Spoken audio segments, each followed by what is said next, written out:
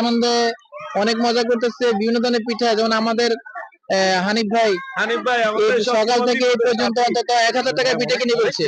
উনি বাসার জন্য কিনছে, এই জন্য কিনছে, ওনার শ্বশুরবাড়ি অনেক দূর, তো সেই জন্য শ্বশুরবাড়ি থেকে পিঠা আসেন, এই জন্য এখান থেকে পিঠা কিনে নিয়েছে। ধন্যবাদ। সম্মানিত বিভাগ, এখন আমরা এখন কথা বলবো ইমরান স্যারের সাথে। স্যার আগে স্কুলে ছিল, এখন বর্তমানে স্যারে ঢাকায় জব করতেছে।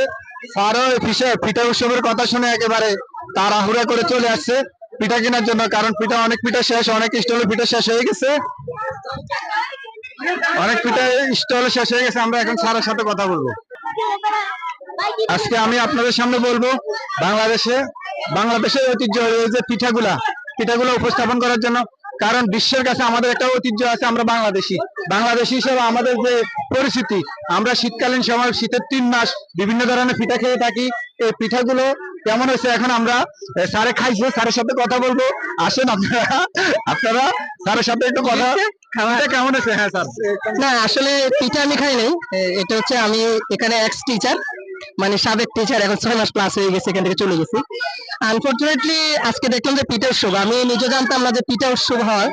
তো বাচ্চাদের থেকে এইমাত্র নিলাম, আমার বাচ্চারা আছে, পিঠা নিলে এখনো খাই নাই, তবে আশা করি বাচ্চারা খাবে, আর বাচ্চারা সবচেয়ে কষ্ট করে করছে।